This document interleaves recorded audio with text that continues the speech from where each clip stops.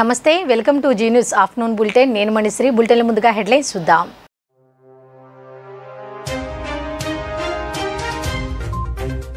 నేడు చిలకలూరిపేటలో TDP BJP Janasena కూటమి ఉమ్మడి సభ హాజరు కానున్న ప్రధాని మోదీ చంద్రబాబు పవన్ కళ్యాణ్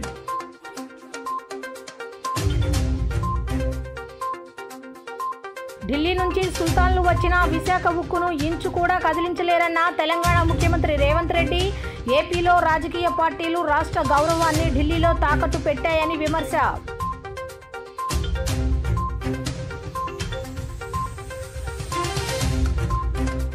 2024 సార్వత్రిక ఎన్నికలకు మోగిన నగారా ఎన్నికలకు సర్వం సిద్ధం చేసినట్లు ఈసీ రాజీవ్ కుమార్ స్పష్టం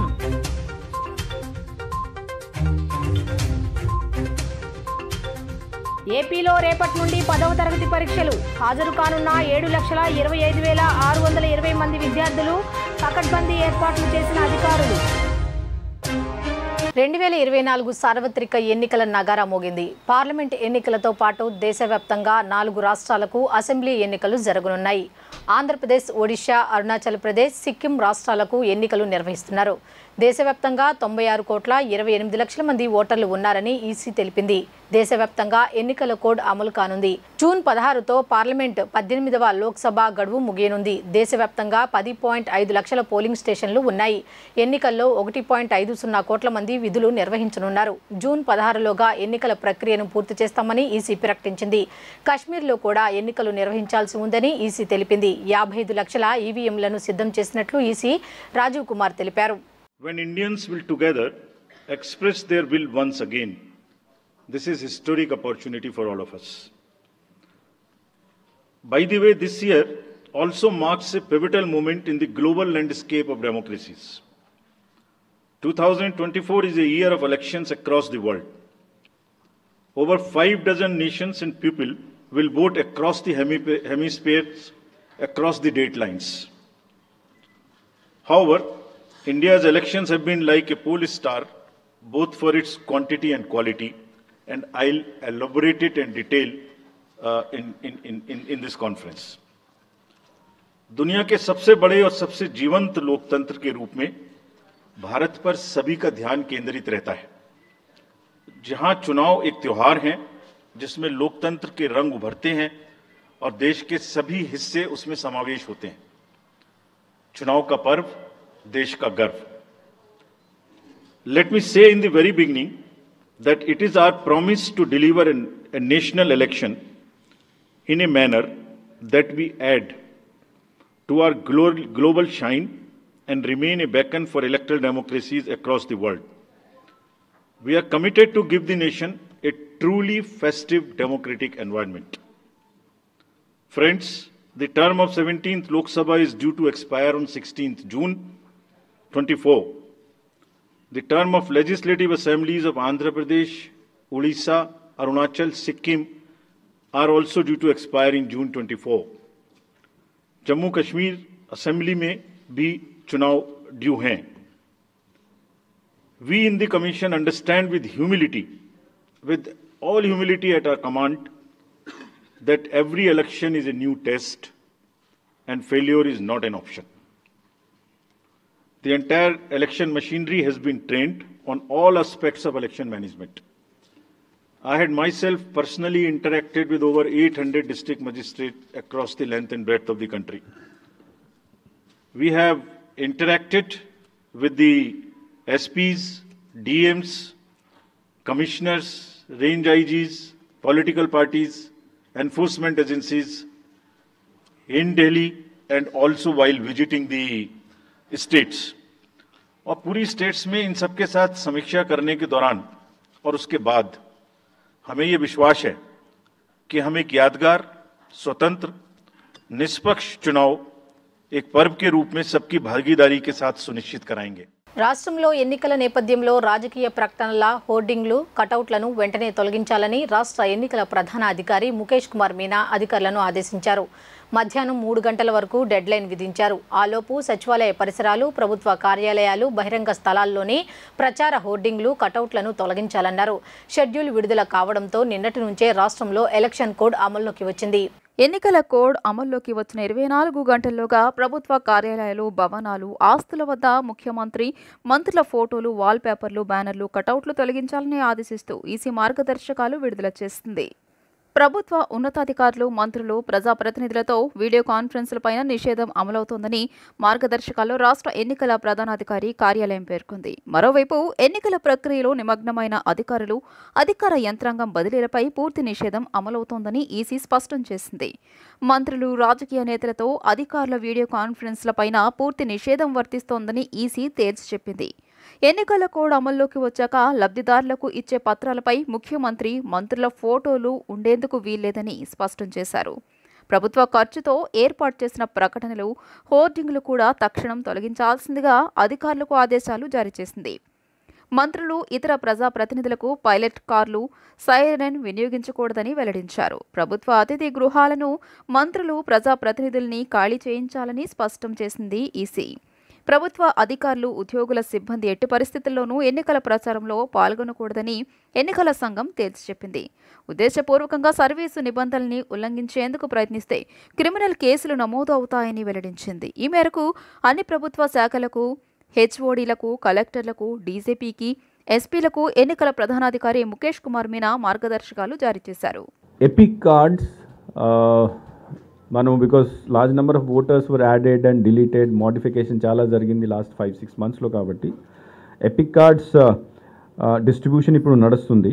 ఈ మంత్ ఎండ్ కల్లా వీఆర్ ప్లానింగ్ టు డిస్ట్రిబ్యూట్ ఎవరు ఇప్పటిదాకా అప్లై చేసినారు for all those people. By this month end we have planned to distribute all the EPIC cards.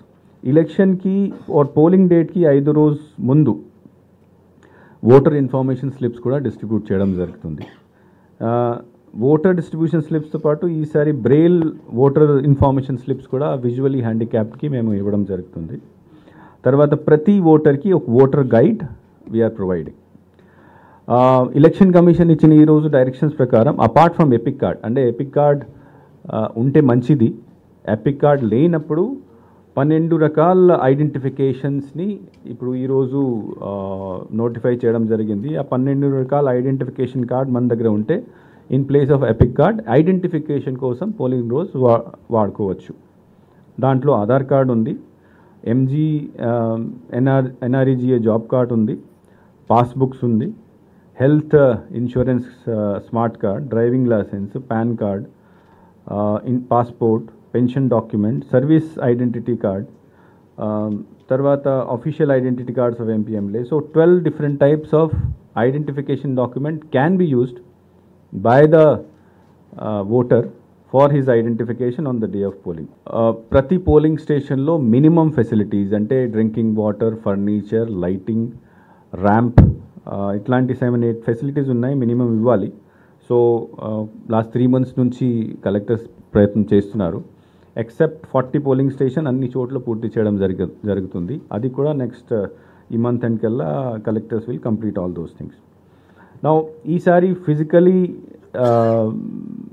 Handicapped or disabled candidates ఓటర్స్కి, తర్వాత సీనియర్ సిటిజన్స్ అంటే 85+ సిటిజన్స్కి హోమ్ ఓటింగ్ స్పెషల్ ఫెసిలిటీ ఏర్పాటు ఇవ్వడం జరుగుతుంది.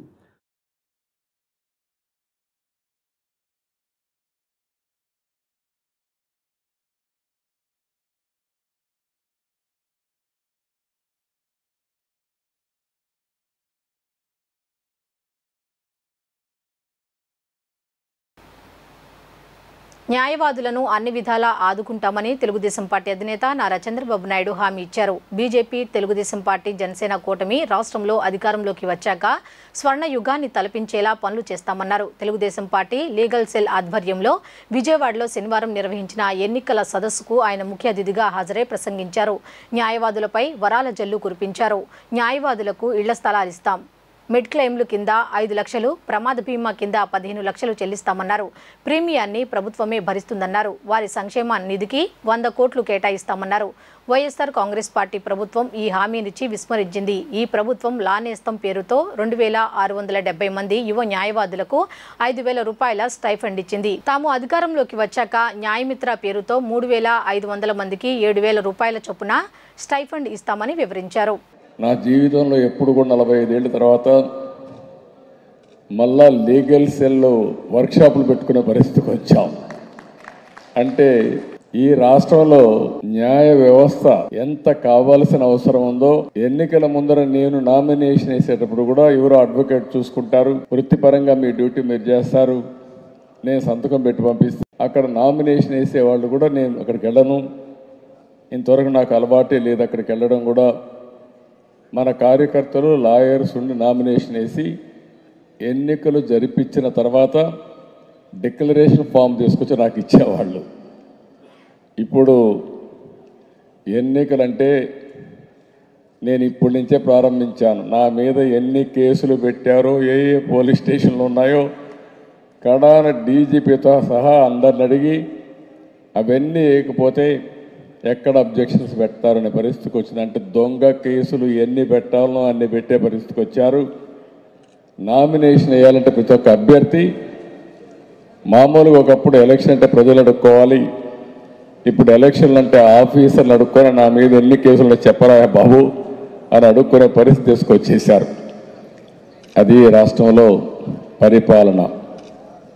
అయితే ఈ వర్క్షాప్కు ఒక ప్రాధాన్యత ఉంది.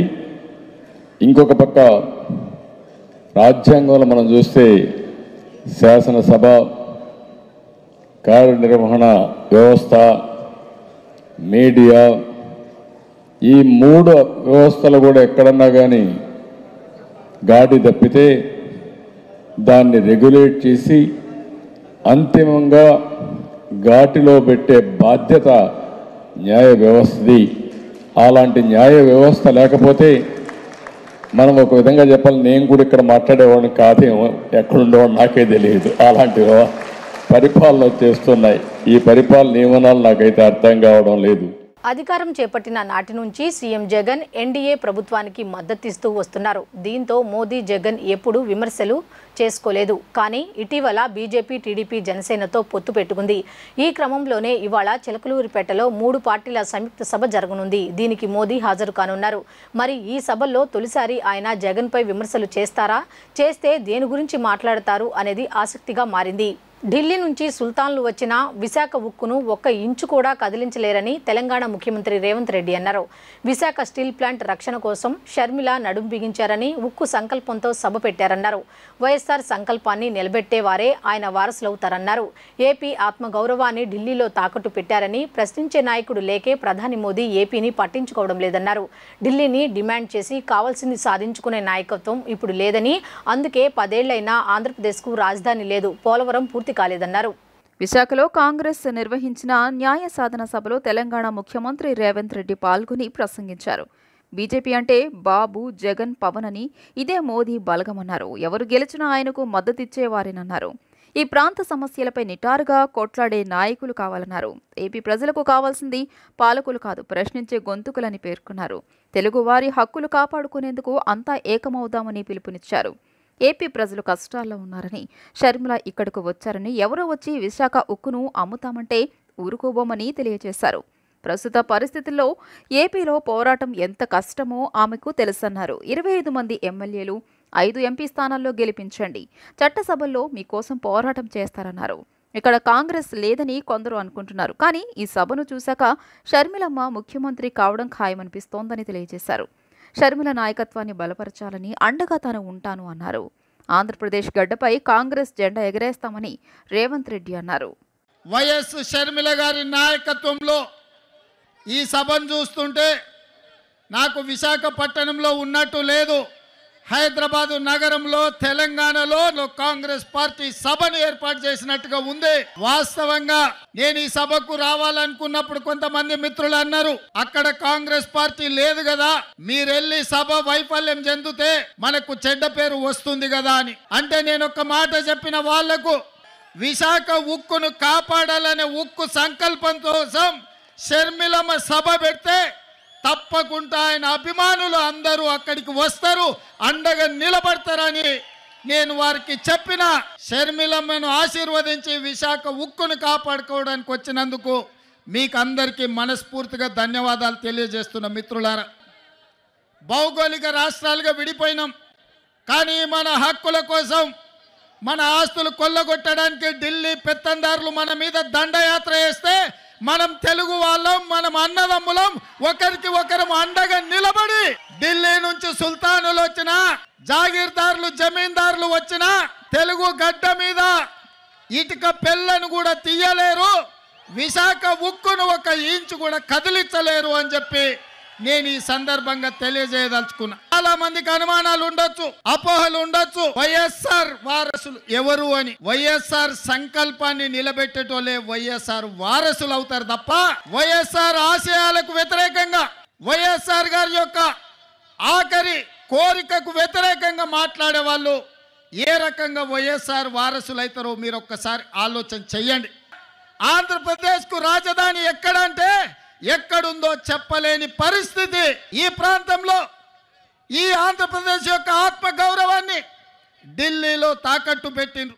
విద్యుత్ షార్ట్ సర్క్యూట్ కారణంగా శనివారం ఇబ్రహీంపట్నం మండలంలోని తుమ్మలపాలెం గ్రామంలో అగ్ని ప్రమాదం చోటు చేసుకుంది. సుమారు 20 లక్షల రూపాయలకు పైగా ఆస్తి నష్టం స్తంభించింది.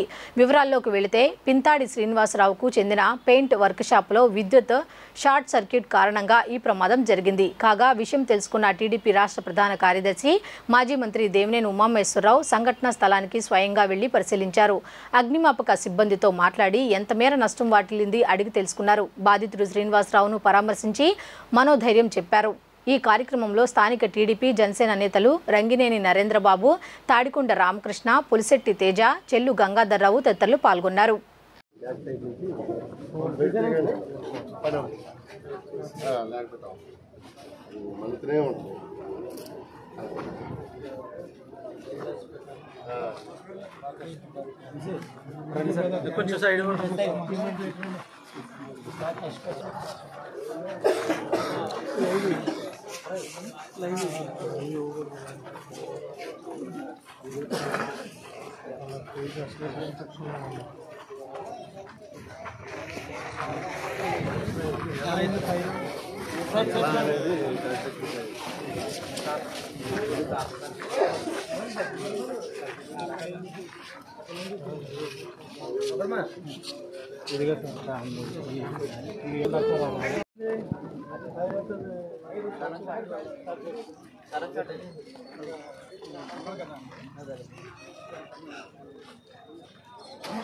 ఏపీలో రేపటి నుంచి 10వ తరగతి పరీక్షలు జరగనున్నాయి. 30వ తేదీ వరకు 10th పరీక్షలు కొనసాగిస్తున్నారు. 7 సబ్జెక్టులకు 10th పరీక్షలు నిర్వహించనున్నారు. ఉదయం 9:30 నుంచి 12:45 వరకు పరీక్షలు జరపనున్నారు. రేపు ఫస్ట్ లాంగ్వేజ్ పేపర్ 1, 19న సెకండ్ లాంగ్వేజ్, 20న ఇంగ్లీష్, 22న లెక్కలు, 23న ఫిజికల్ సైన్స్, 26న బయాలజీ, 27న సోషల్ స్టడీస్, 28, 30 తేదీల్లో వొకేషనల్ పరీక్షలు నిర్వహించనున్నారు. లీకేజీ ఆరోపణలు రాకుండా విద్యాశాఖ పకడ్బందీ ఏర్పాట్లు చేశారు. ఇన్విజిలేటర్లు, చీఫ్ సూపరింటెండెంట్లు, ఇతర అధికారులు సైతం పరీక్షా కేంద్రాలకు సెల్ ఫోన్లు తీసుకురాకుండా నిషేధించారు. సమస్యాత్మకమైన 130 పరీక్షా కేంద్రాలలో సీసీ కెమెరాలు ఏర్పాటు చేశారు. 10th పరీక్షలకు 7,25,620 మంది విద్యార్థులు హాజరు కానున్నారు. ఇందులో రెగ్యులర్ విద్యార్థులు 6,23,092, గత ఏడాది ఫెయిల్ అయి రీ ఎన్రోల్ అయిన విద్యార్థులు 1,02,528. రాష్ట్ర వ్యాప్తంగా 3,473 పరీక్షా కేంద్రాలు ఏర్పాటు చేశారు. 8:45 నుంచి పరీక్షా కేంద్రాల లోపలికి విద్యార్థులకు అనుమతి ఉంటుంది. టెక్నాలజీ సాయంతో లీకేజీకి చెక్ పెట్టే విధంగా ప్రతి ప్రశ్నాపత్రానికి ప్రత్యేకంగా యూనిక్ కోడ్ నంబర్ కేటాయించారు. యూనిక్ కోడ్ ద్వారా ఏ సెంటర్ నుంచి ఎవరు పేపర్ లీక్ చేశారో తెలుసుకునే అవకాశం ఉంటుంది. హాల్ టికెట్లు చూపితే 10వ తరగతి విద్యార్థులకు ఆర్టీసీ బస్సులో ఉచిత ప్రయాణం చేసే సౌకర్యం కల్పించారు. వైఎస్ఆర్సీపీ ఎన్నికల కార్యాలయాన్ని శనివారం ప్రారంభించారు. వేద పండితుల మంత్రోచ్చరణలు, ముస్లిం కాజాల దీవెనలు, పాస్టర్ల ఆశీర్వచనాల మధ్య గుడివాడ ఎమ్మెల్యే కొడాలి శ్రీ వెంకటేశ్వరరావు, బందరు పార్లమెంట్ అభ్యర్థి డాక్టర్ సింహాద్రి చంద్రశేఖరరావు కార్యాలయాన్ని ప్రారంభించారు. ఈ సందర్భంగా ఎమ్మెల్యే కొడాలి నాని మాట్లాడుతూ 100% తాను ఎంపీ అభ్యర్థి డాక్టర్ సింహాద్రి చంద్రశేఖరరావు విజయం సాధిస్తామన్నారు. భగవంతుని ఆశీస్సులు, పార్టీ నాయకులు, కార్యకర్తలు, ప్రజల ఆశీస్సులు తమపై మెండుగా ఉన్నాయని, ప్రజలే తమని గెలిపిస్తారన్నారు.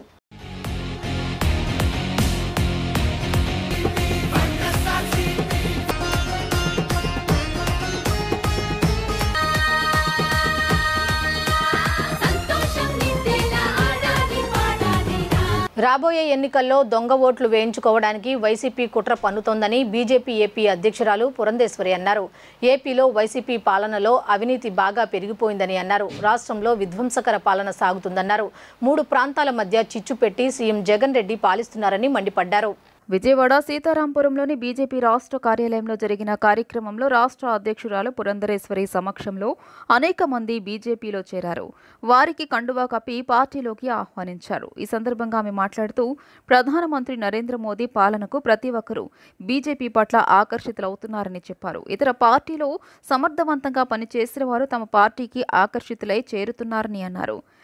ఎన్నికల కమిషన్ ఆదేశాలతో ఇక ఎన్నికలకు అడుగు పెట్టినట్లేనని తెలియజేశారు. జగన్ దుష్ట పాలనకు చరమగీతం పాడాల్సిన బాధ్యత ప్రతి ఆంధ్రుడిపై ఉందని చెప్పారు. డిఎస్సి పరీక్షలో 10 లక్షల మంది ఎన్నికల్లో పాల్గొనకుండా ఉండాలనే ఎన్నికల సమయంలో పరీక్షలు పెట్టారని మండిపడ్డారు. రాష్ట్రంలో నిరుద్యోగ సంఖ్య పెంచింది జగనే అని ధ్వసమెత్తారు. దుష్ట ఆలోచన కలిగిన ప్రభుత్వాన్ని గద్దె దింపాలని పిలుపునిచ్చారు. బీజేపీ, జనసేన, టీడీపీ పొత్తును ప్రజలంతా ఆశీర్వదించాలని కోరారు. తమ అభ్యర్థులకు సంబంధించి అధిష్టానం త్వరలోనే ప్రకటిస్తుందని వివరించారు. నేడు ఎన్నికల శంఖారావాన్ని ప్రధాని మోదీ ప్రారంభించబోతున్నారని పురంధరేశ్వరి తెలియజేశారు. నూతనంగా పార్టీలో చేరినటువంటి వారందరికీ కూడా హృదయపూర్వకంగా నా స్వాగతం నేను తెలియజేస్తూ శుభాకాంక్షలు కూడా నేను తెలియజేస్తున్నాను. ఈరోజు ఇంత పెద్ద ఎత్తున ఎన్నికల సందర్భంలో పార్టీలో చేరికలు జరిగాయి అని అంటే ప్రతి ఒక్కరూ నరేంద్ర మోడీ గారు ఏ విధమైనటువంటి సుపరిపాలనని దేశానికి ఇస్తున్నారు, అదేవిధంగా అవినీతి రహిత పాలన దేశానికి ఇస్తున్నారు, దృఢమైనటువంటి నిర్ణయాలు తీసుకోగలిగినటువంటి సత్తా ఉన్నటువంటి పరిపాలన దేశానికి అందిస్తున్నారో వాటన్నిటినీ గమనించి ఆకర్షితులై నరేంద్ర మోడీ గారి చేతుల్ని బలపరచాలి అని అంటే ఆంధ్ర రాష్ట్రంలో కూడా భారతీయ జనతా పార్టీ బలపడాలి. కనుక ఆ ఆలోచనతోటి ఆ భావనతోటి ఇవాళ చాలామంది పార్టీలో చేరటం జరిగింది. మీరు కనుక ఒక్కసారి పార్టీలో చేరినటువంటి వారిని ఒక్కసారి మీరు పరిశీలించినట్లయితే ఇతర పార్టీలో చాలా సమర్థవంతంగా వారి బాధ్యతల్ని నిర్వహిస్తూ ఏ పార్టీలో అయితే వారు ఇంతకు ముందున్నారో ఆ పార్టీని బలోపేతం చేయడానికి వారి వంతు కృషి చేసినటువంటి వారు చాలామంది ఇవాళ నరేంద్ర మోడీ గారి చేతుల్ని బలపరచాలని చెప్పి భారతీయ జనతా పార్టీలోకి రావడం జరిగింది. తెలుగుదేశం, జనసేన, బీజేపీ కూటమిగా ఏర్పడిన తర్వాత పల్నాడు జిల్లా చిలకలూరిపేట నియోజకవర్గం బొప్పూడి వద్ద తొలి భారీ బహిరంగ సభకు సర్వం సిద్ధమైంది. సభకు రాష్ట్ర నలుమూలల నుంచి 3 పార్టీల శ్రేణులు, ప్రజలు ఉత్సాహంగా తరలిరానున్నారు. పొత్తు ఖాయమయ్యాక జరుగుతున్న తొలి ఎన్నికల సభను కని విని ఎరుగని రీతిలో అత్యంత భారీగా నిర్వహించేందుకు ఏర్పాట్లు చేశారు. ప్రజాగళం బహిరంగ సభ కోసం టీడీపీ ఆధ్వర్యంలో 3 పార్టీల ముఖ్య నేతలతో ఏర్పాటైన కమిటీలు కొన్ని రోజులుగా అవిశ్రాంతంగా శ్రమించాయి. ప్రజాగళం సభ ద్వారా 3 పార్టీల అగ్రనేతలు రాష్ట్ర ప్రజలకు బలమైన సందేశాన్ని పంపనున్నారు. వైసీపీ అరాచక పాలనకు చరమగీతం పాడేందుకు, రాష్ట్ర ప్రజల భవిష్యత్తుకు భరోసా ఇచ్చేందుకు సంయుక్తంగా ఎన్నికల బరిలో దిగుతున్నట్లు బొప్పూడి సభ వేదికగా బలంగా చాటి చెప్పనున్నారు. కేంద్రంలో ఎన్డీఏ, రాష్ట్రంలో 3 పార్టీల కూటమి అధికారంలోకి వస్తే జరిగే మేలును వివరించనున్నారు. ఎన్టీఆర్, వాజ్పేయి హయాం నుంచి టీడీపీ, బీజేపీ మధ్య మైత్రి కొనసాగుతున్న మధ్యలో కొంత విరామం వచ్చింది. 2014లో రాష్ట్ర విభజన తర్వాత టీడీపీ, బీజేపీలు మళ్లీ జట్టు కట్టాయి. ఆ ఎన్నికల్లో ఈ 2 పార్టీలతో జనసేన కూడా జతకలిసింది. అప్పట్లో గుంటూరులో జరిగిన సభలో మోదీ, చంద్రబాబు, పవన్ ఒకే వేదికపైకి ఎన్నికల ప్రచారంలో పాల్గొన్నారు. మళ్లీ 10 ఏళ్ల తర్వాత ఇప్పుడు చిలకలూరిపేట వద్ద జరుగుతున్న సభలో 3 అగ్రనేతలు ఒక వేదికపైకి వస్తున్నారు. ముజావారుల కమిటీపై తక్షణమే విచారణ జరపాలని కమిటీ మాజీ ఉపాధ్యక్షులు సయ్యద్ అహ్మద్ అన్సారీ డిమాండ్ చేశారు. కొండపల్లి దర్గా భూముల అన్యాక్రాంతం, ఇండియన్ ఆయిల్ కార్పొరేషన్ భూసేకరణ వచ్చిన పరిహార వివరాలు బహిర్గతం చేయాలని, దీనిపై జిల్లా కలెక్టర్ సమగ్ర దర్యాప్తు చేపట్టాలని డిమాండ్ చేశారు.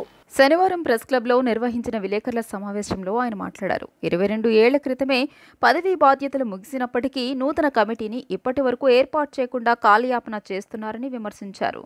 అధ్యక్షుడిగా చెబుతున్న అల్తాఫ్ రజా అనే వ్యక్తి నిధులు పక్కదారి పట్టిస్తున్నారని ఆరోపించారు.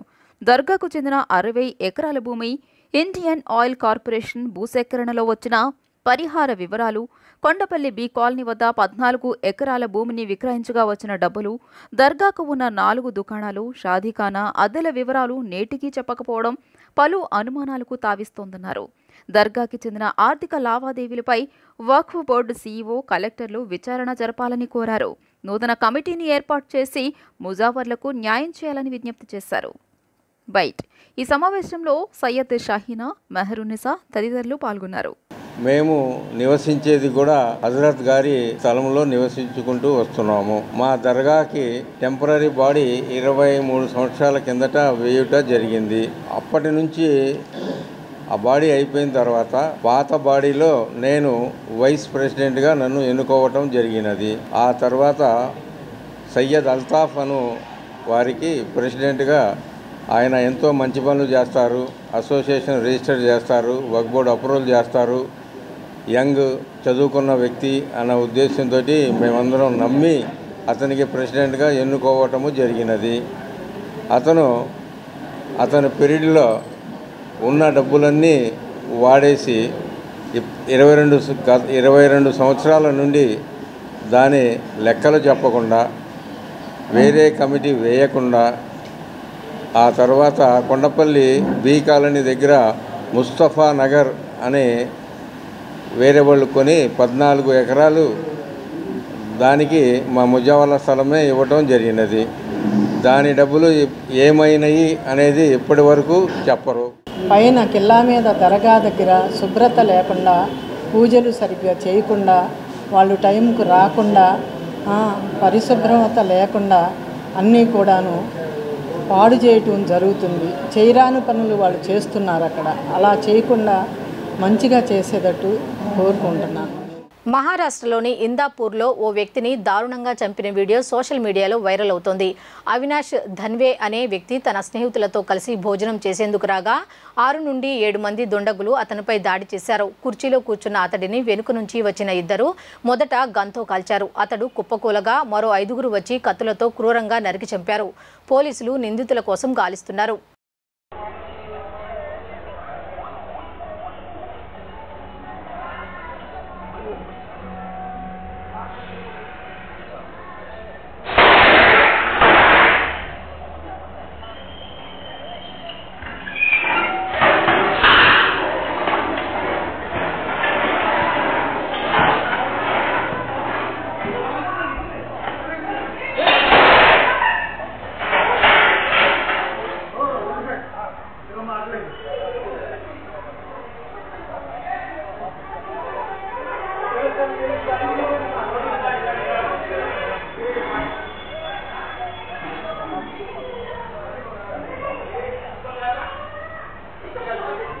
వార్తలు ముగించే ముందు హెడ్లైన్స్ మరొకసారి చూద్దాం.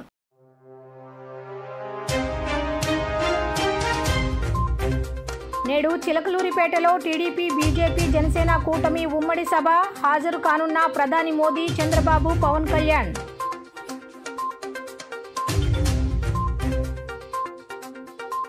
ఢిల్లీ నుంచి సుల్తాన్లు వచ్చిన విశాఖ ఉక్కును ఇంచు కూడా కదిలించలేరన్న తెలంగాణ ముఖ్యమంత్రి రేవంత్ రెడ్డి.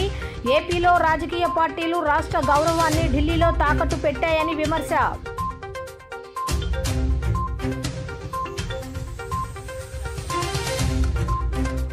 (2024) సార్వత్రిక ఎన్నికలకు మోగిన నగారా. ఎన్నికలకు సర్వం సిద్ధం చేసినట్లు ఈసీ రాజీవ్ కుమార్ స్పష్టం.